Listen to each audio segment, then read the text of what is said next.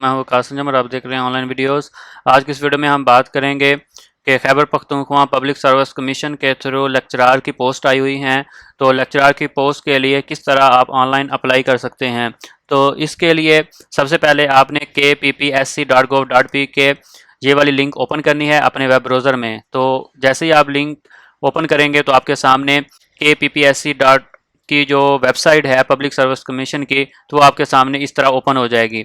उसके बाद ऊपर टॉप मेन्यू में देखें अप्लाई ऑनलाइन का ऑप्शन है, यहाँ आप क्लिक करेंगे तो आपके सामने आगे फिर मज़ीद दो ऑप्शन हैं।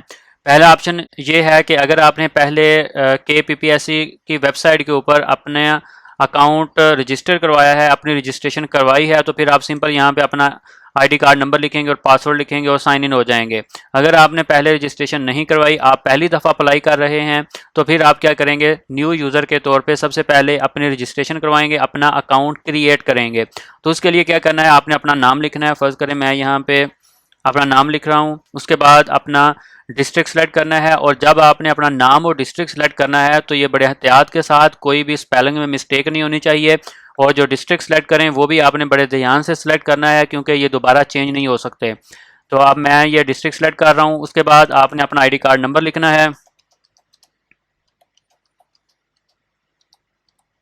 ठीक है, अब मैंने आईडी कार्ड नंबर लिख दिया। उसके बाद ईमेल आपने लिखना है यहाँ पे अपना।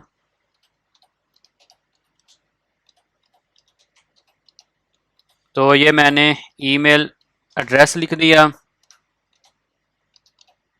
ये आपने ईमेल एड्रेस भी सही लिखना है ताकि इसमें कोई गलती ना हो, बाद में कोई भी आपको मैसेज या चीज़ आए वो इस ईमेल पे आएगी। यहाँ पे आपने अपना पासवर्ड लिखना है।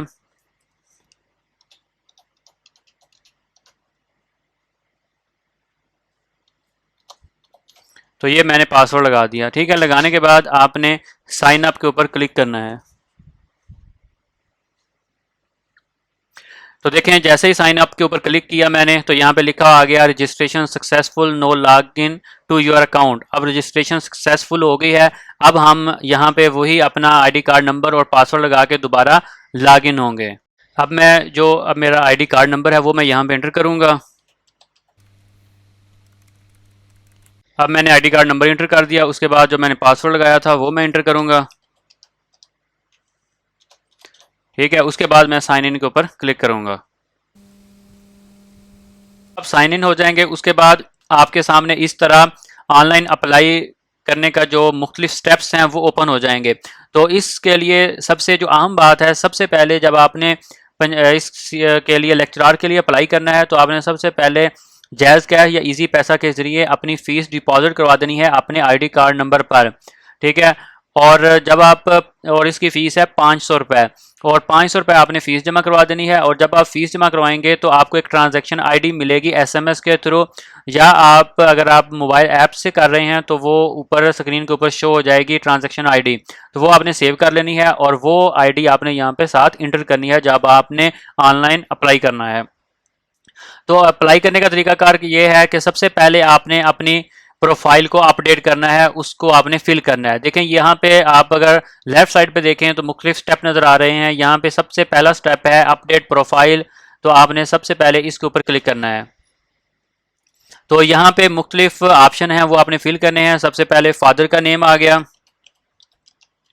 वो आपने फिल करना है। उसके बाद जेंडर सेलेक्ट करेंगे, मेल। उसके बाद आ जाएगा कि क्या आप गवर्नमेंट के मुलाजम हैं। अगर मुलाजम है तो yes I am government servant के ऊपर क्लिक करेंगे। ठीक है, अगर आप मुलाजिम नहीं हैं तो सिंपल आ जाएगा no I am not a government servant, कि मैं गवर्नमेंट का मुलाजिम नहीं हूँ। ठीक है, अगर इसके ऊपर क्लिक करेंगे और गवर्नमेंट का मुलाजिम नहीं हूँ तो यहाँ पे कोई भी ऑप्शन फिल नहीं होगा। देखें यहाँ पे अब एडिटिंग नहीं हो रही। अगर आप कहेंगे कि yes I am government servant, फिर यहाँ पे आगे आप इंटर करेंगे कि आप कब गवर्नमेंट सर्विस आपने ज्वाइन की थी, वो आप यहाँ पे उसकी डेट लिखेंगे। अगर नहीं आप हैं गवर्नमेंट मुलाजिम तो यहाँ पे सिंपल लिख देंगे no I am not government servant. यहाँ पर आप अपना पोस्टल एड्रेस लिखेंगे, जो भी आपका पोस्टल एड्रेस है वो यहाँ पे आप लिख देंगे। और कोशिश करनी है कि जब आप पोस्टल एड्रेस लिखें उसमें कोई भी ये जो नीचे स्पेशल करैक्टर लिखे हुए हैं इनमें से कोई भी कोमा या इस तरह के स्पेशल करैक्टर नहीं होने चाहिए। परमानेंट एड्रेस वो आप यहाँ पे अपना लिखेंगे। अगर आपका सेम है तो सेम उसको कॉपी करके आप नीचे लिख दें। मोबाइल नंबर यहाँ पे आ जाएगा। जो आपका मोबाइल नंबर है वो यहाँ आपने अपना मोबाइल नंबर लिखना है। ठीक है। उसके बाद फिर आपने दूसरा मोबाइल नंबर, कोई अल्टरनेट और मोबाइल नंबर लिखना है यहाँ पे।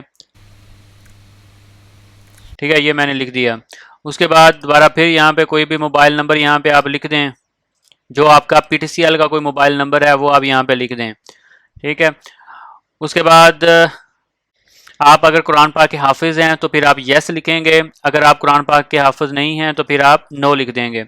डेट ऑफ बर्थ आप यहाँ पे अपने लिखेंगे, सबसे पहले दिन आ जाएंगे, उसके बाद आगे मंथ आ जाएगा, और उसके बाद आगे आ जाएगा ईयर्स। ठीक है, इस तरह आपने लिख देना है। उसके बाद नेशनलिटी ये आ जाएगी पाकिस्तान। उसके बाद बर्थ प्लेस, जो आपकी बर्थ प्लेस है वो आप यहाँ पे लिख देंगे। उसके बाद in case of background area वो आप यहाँ पे मेंशन कर देंगे। उसके बाद फादर ऑक्यूपेशन, फार्मर है या टीचर है, जो है वो आप यहाँ पे लिख देंगे।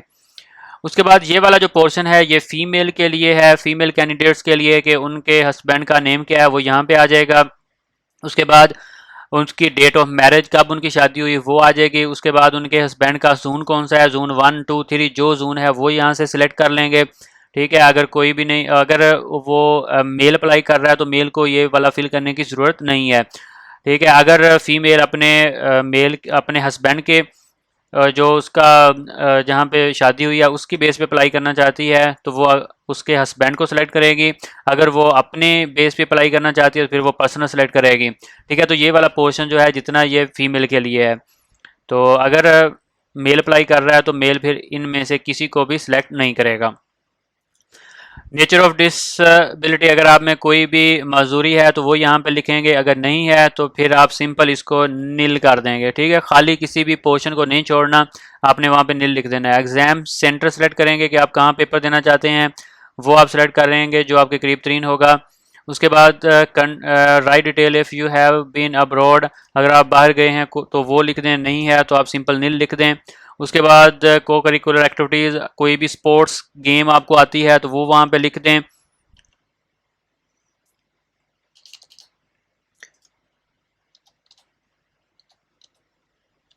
ठीक है, ये मैंने लिख दिया। उसके बाद detail of your post graduate, अगर आपने पोस्ट ग्रेजुएट में ग्रेजुएशन के बाद कोई भी आपने रिसर्च वर्क किया है एमफिल में, या आपने कोई भी थीसिस लिखा है, या कोई आपका रिसर्च पेपर पब्लिश हुआ है, वो आपने लिख देना है यहाँ पे। कब रिसर्च पेपर पब्लिश हुआ है वो सारी डिटेल लिखनी है। अगर नहीं आपका कोई भी रिसर्च पेपर पब्लिश हुआ या आपने कोई रिसर्च नहीं की तो आप सिंपल नील लिख दें। उसके बाद आगे आ गया जी,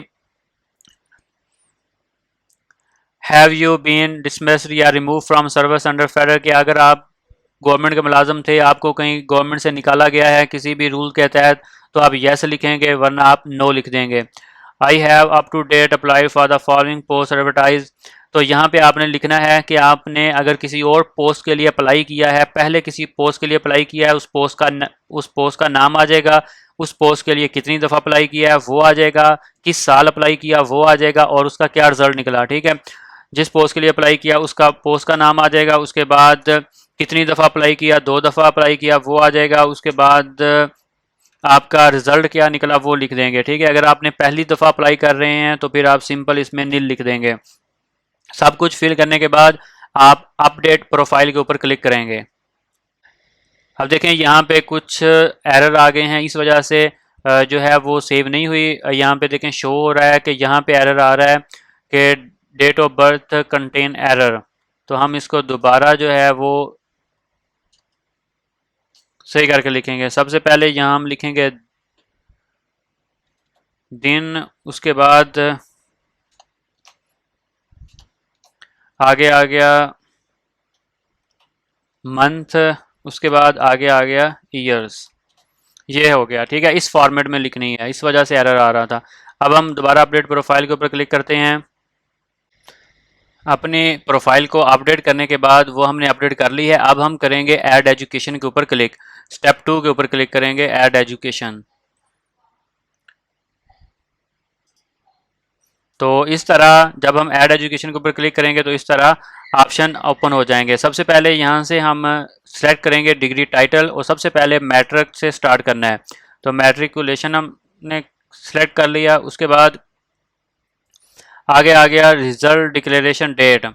तो यहाँ पे लिखना है कि आपका मैट्रिक का रिजल्ट कब डिक्लेयर हुआ। तो यहाँ पे आ जाएगा उसका मंथ, उसके बाद सॉरी यहाँ पे डेज आ जाएगा किस दिन, और यहाँ पे मंथ आ जाएगा, और यहाँ पे आ जाएगा ईयर्स किस साल को आपका रिजल्ट जो है वो डिक्लेयर हुआ है। तो फर्ज करें मैं ये सिलेक्ट कर लेता हूँ। उसके बाद बोर्ड कौन सा था आपका वो आप सिलेक्ट करेंगे। जो यूनिवर्सिटी या बोर्ड था जहाँ से आपने मैट्रिक किया वो सिलेक्ट करेंगे। उसके बाद आपने कितने नंबर लिए वो सिलेक्ट करेंगे, टोटल मार्क्स कितने थे वो सिलेक्ट करेंगे, और पोजीशन कौन सी बनी थी आपकी वो सिलेक्ट करेंगे, फर्स्ट सेकंड थर्ड जो बनी थी। ग्रेड आपका कौन सा था, A1 था या A ग्रेड था, जो ग्रेड था वो आप सिलेक्ट करेंगे। और CGP वो सिलेक्ट करेंगे कि जहाँ पे अगर आप सेमेस्टर सिस्टम है तो फिर आप CGP सिलेक्ट करेंगे। तो इसको आप कर देंगे सेव। ठीक है, तो ये डाटा जो है वो सेव हो गया। ये देखें ऊपर शो हो गया है मैट्रिकुलेशन वाला, ये डाटा सेव हो गया। उसके बाद दूसरी डिग्री टाइटल हम ऐड करेंगे, ये आ जाएगा इंटरमीडिएट। और कब आपका जो रिज़ल्ट अनाउंस हुआ वो आप कर देंगे यहाँ पे, फर्स्ट करें 2006 को, और जो मंथ था वो सिलेक्ट करेंगे अप्रैल, और जो डे है वो सिलेक्ट करेंगे 6। बोर्ड यूनिवर्सिटी कौन सी थी आपकी, जो आपकी बोर्ड ऑफ यूनिवर्सिटी थी वो आप सिलेक्ट कर लेंगे। उसके बाद ऑब्टेन मार्क्स आपके कितने थे वो सिलेक्ट करेंगे, टोटल मार्क्स। उसके बाद फर्स्ट पोजीशन, ठीक है, और सेव कर देंगे। तो ये डाटा भी देखें यहाँ पे शो हो गया, सेव हो गया। उसके बाद नेक्स्ट हम दोबारा फिर अगली डिग्री सिलेक्ट करेंगे कि आपने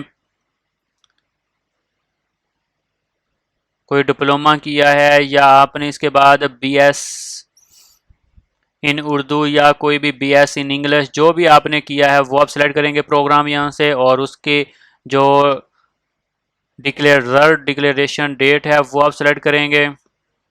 ये मैंने सेलेक्ट कर ली, मंथ सेलेक्ट करेंगे, ठीक है। उसके बाद डे सेलेक्ट करेंगे, करने के बाद फिर आप अपनी यूनिवर्सिटी सेलेक्ट करेंगे, किस यूनिवर्सिटी से आपने वो किया है, ठीक है, वो आप सेलेक्ट कर लेंगे। उसके बाद आपके ऑब्टेन मार्क्स, अब यहाँ पे देखें ऑब्टेन मार्क्स नहीं आते जो, क्योंकि जो सेमेस्टर सिस्टम होता है उसमें हम CGP लिखते हैं, तो हम यहाँ पे सिंपल CGP लिख देंगे कि 3.45 जो CGP आपने हासिल की है। सेव के ऊपर आप क्लिक करेंगे तो देखें यहाँ पे ये डिग्री भी शो हो गई। इसके बाद इसके अलावा अगर आपने कोई MPhil या PhD की है तो वो भी डाटा आप इसी तरह ऐड कर सकते हैं। ये वाला डाटा ऐड करने के बाद फिर आप आ जाएंगे थर्ड स्टेप पे, ऐड एक्सपीरियंस के ऊपर क्लिक करेंगे। ठीक है, यहाँ पे आपने अपना एक्सपीरियंस लिखना है कि किस डेट से लेकर किस डेट तक आपके पास एक्सपीरियंस है। ठीक है, फर्ज करें यहाँ सबसे पहले आपका आ जाएगा डेज, ठीक है, आगे फिर आप देंगे स्लैश, उसके बाद मंथ आ जाएगा, उसके बाद फिर स्लैश देंगे, उसके बाद फिर ईयर आ जाएगा कि 2014 से लेकर आपने 2016 तक कोई भी काम किया है किसी भी कंपनी में तो वो आपके पास एक्सपीरियंस आ जाएगा। ठीक है, 2000 ये मैं 16 लिख देता हूँ। ठीक है, फर्ज करें 2 साल आपने किसी भी कंपनी में काम किया है, वो आपके पास 2 साल का एक्सपीरियंस हो गया। अगर अभी तक आप लोग काम कर रहे हैं तो फिर इस चेक को आप सिलेक्ट करेंगे। ठीक है, अपने वो जो डिपार्टमेंट का है उसका फुल नाम लिखना है, यहाँ पे वो लिख दिया। उसके बाद पोस्ट टाइटल लिखना है, किस पोस्ट पे आप काम करते रहे हैं, ठीक है, वो आपने लिख देनी है यहाँ पे जो पोस्ट में काम किया है। नेचर ऑफ द जॉब, आपकी जॉब की नेचर क्या थी, टेम्परेरी थी, परमानेंट थी, वो आपने लिख देनी है। बेसिक पे स्केल कौन सा था, अगर कोई भी नहीं है प्राइवेट जॉब थी फिर आप प्राइवेट जॉब सेलेक्ट कर देंगे। आपने वफाकी इदारे में किया है या सूबाई में तो वो आप सेलेक्ट कर देंगे, सूबाई में प्रोविजनल, वफाक में किया है जॉब तो वो आप फेडरल करेंगे। उसके बाद आपकी रिस्पॉन्सिबिलिटी जिम्मेदारियाँ क्या थी वो आप लिख देंगे कि आपको क्या जिम्मेदारी सौंपी गई थी।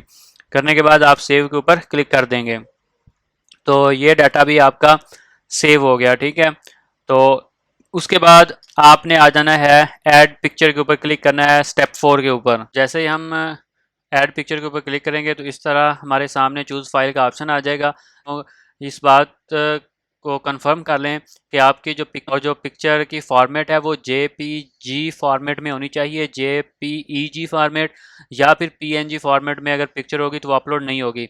और पिक्चर की हाइट और विड्थ यानी कि लंबाई और चौड़ाई 300 होनी चाहिए, लंबाई भी 300, हाइट और चौड़ाई भी 300 होनी चाहिए। अब मैं चूज़ फाइल के ऊपर क्लिक करता हूँ, तो उसके बाद मैं सेलेक्ट करूँगा जहाँ मेरी पिक पड़ी हुई है कंप्यूटर में।